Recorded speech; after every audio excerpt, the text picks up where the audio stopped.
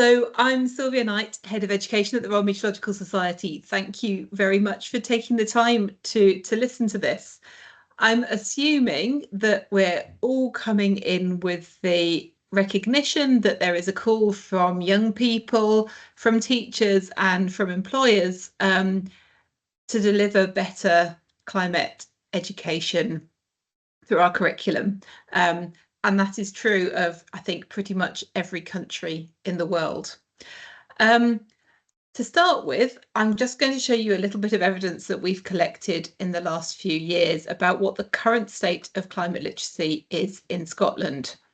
So this is a climate literacy survey of roughly 16-year-olds that we at the Royal Meteorological Society have been running since 2021 now. For the first few years, we were running the survey through with Ipsos, and so the amount of data that we were collecting in Scotland was quite limited.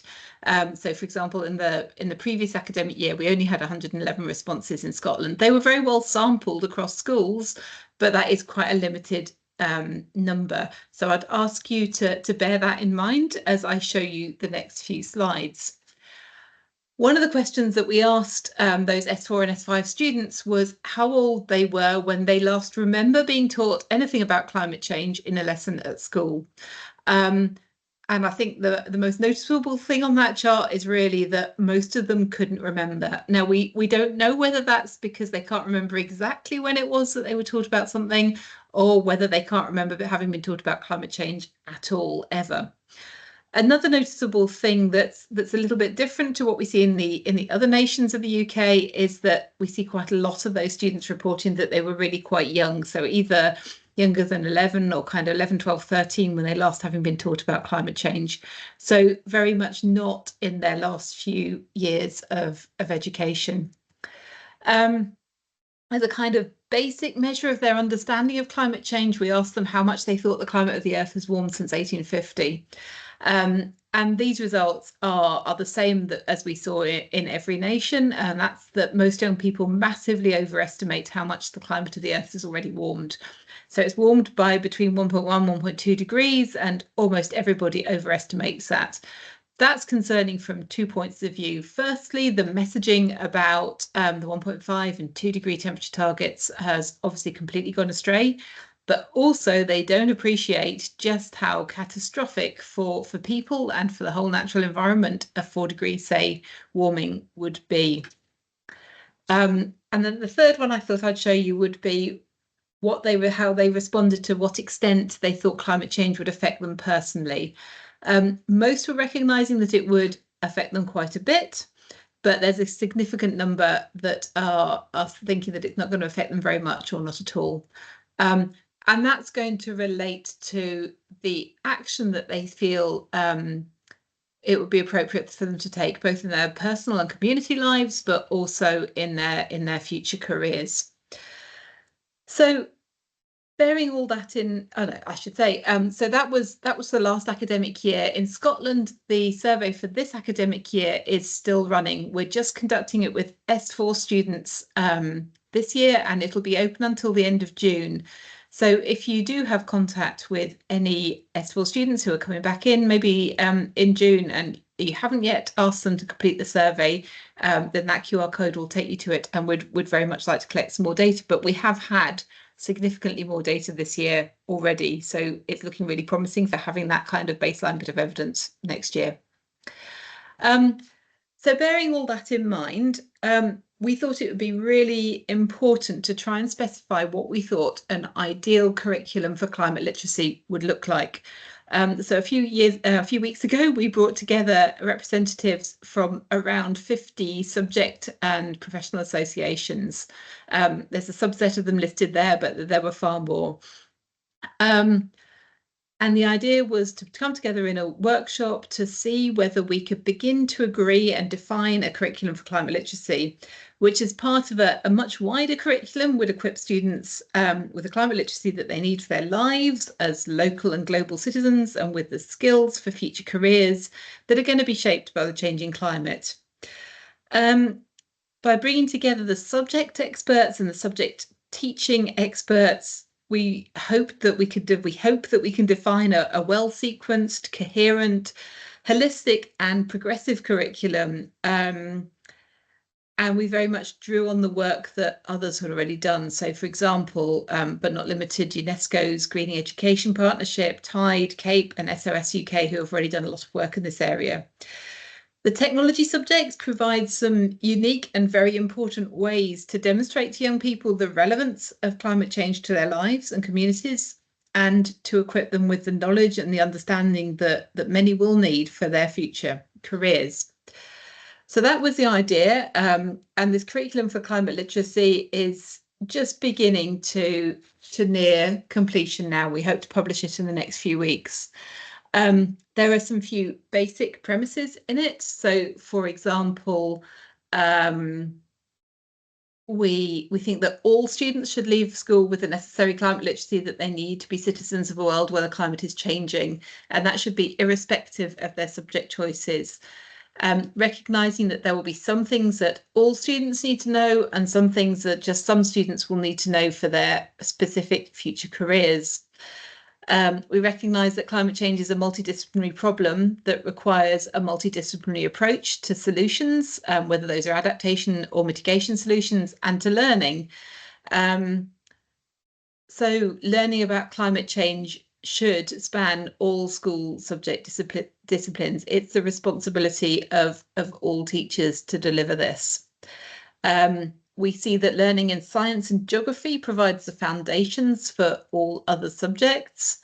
And bearing that in mind, the idea is that we've created a curriculum which is well sequenced. So where that learning in science and geography has already happened before a teacher of another subject, for example, would need it.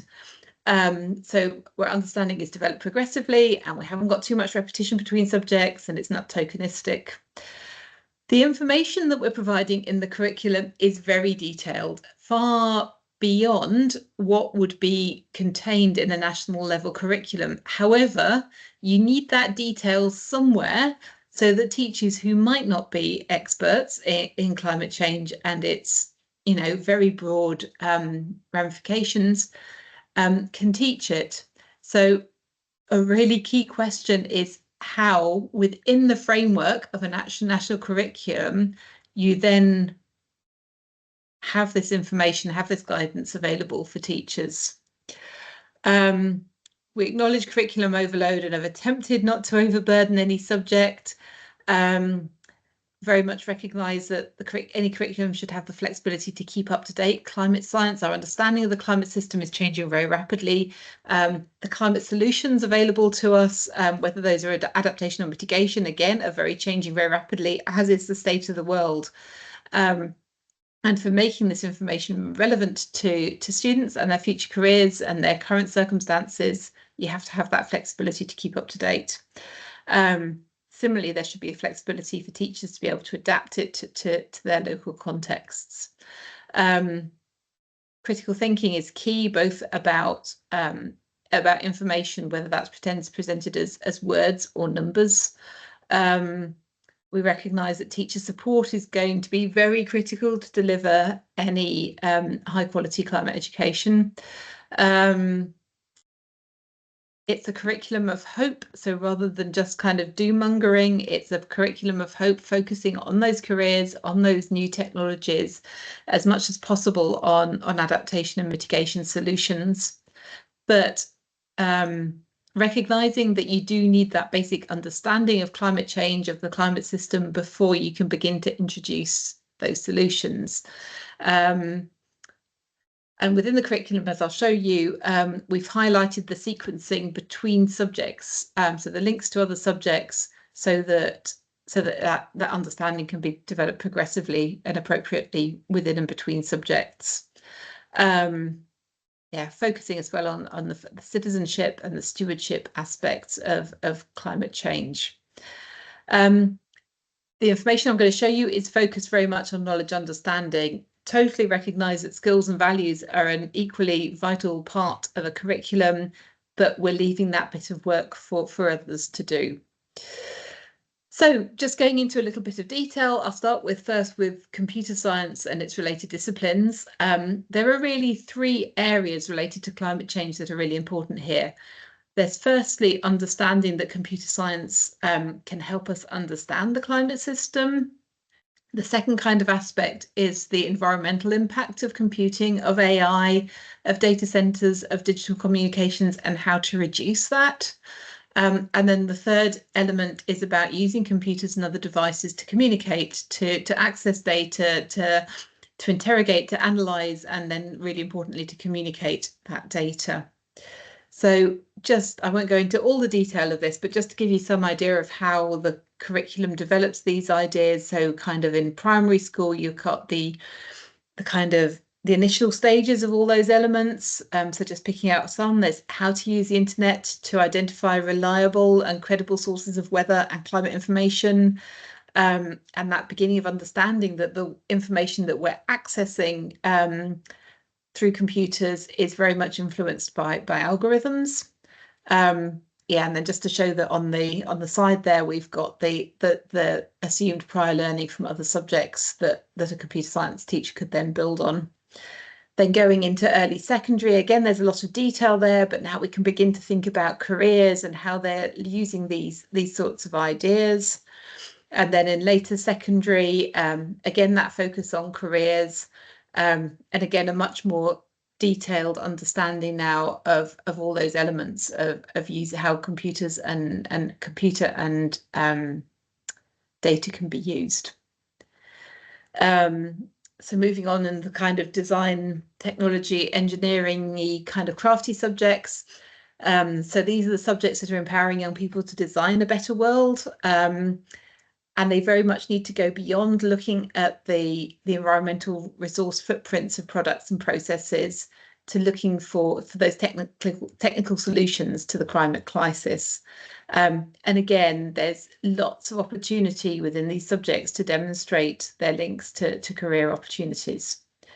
So again, just giving a few examples. So at the very early stages in primary, you could maybe focus on the different ways of dealing with things you don't need anymore.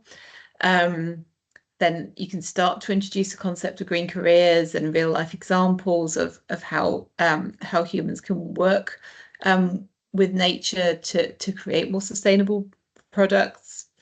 Then going into secondary school, I mean, that's, it'd be great if we could start, really keeping up to date with emerging technologies and the really exciting things that are being developed to reduce our climate impact, but also to adapt to it as the climate inevitably will carry on changing. And then later in secondary school, I think it's really important in several subjects, but including the kind of design and technology related subjects to start thinking about greenwashing and how that's used in product marketing in particular. And also you could look here at very specific materials, for example, steel, cement, plastics, what their impact on the environment is, but also how that impact can be reduced and what the viable alternatives are to them.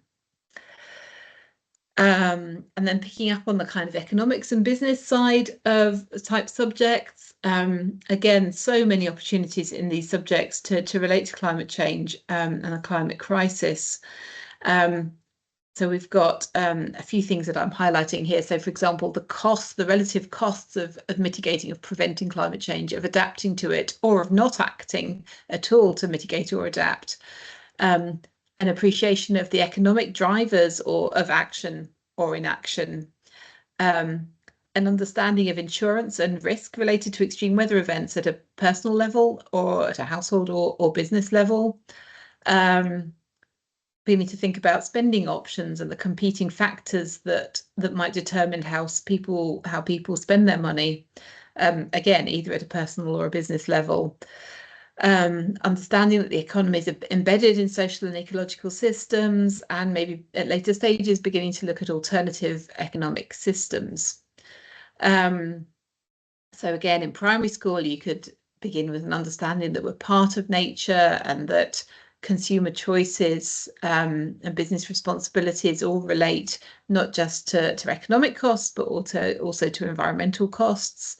Again, here you can start talking about green careers.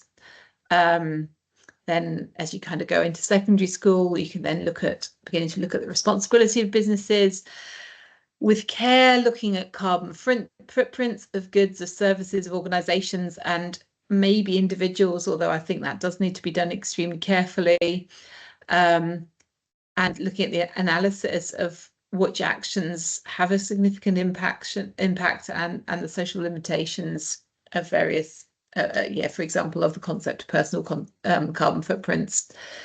Cost benefit analysis related to personal business climate actions, financial cost of extreme weather events and of insuring against them, energy efficiency. Again, here some of it's really important to start looking at greenwashing and misinformation. Again, careers. Then there's a lot of detail here in the upper stages of secondary education, but just picking up on that recognition that some business areas already are being affected by climate change, and most will be significantly affected by it. A beginning of an understanding of green finance, the Green Climate Fund, loss and damage payments at a national and international level, factors related to green investment and other ethical considerations that asset managers and financial advisors need to think about. So again, lots and lots of important bits of learning that could really do with being in a curriculum and being taught at school. I've whizzed through that very quickly. If anybody would like to get the full curriculum from me when it's published, as I said, in a couple of weeks' time, or would like to ask me any questions about it some more, please do get in touch. My email address is there, or you can find me on LinkedIn as well. Thank you.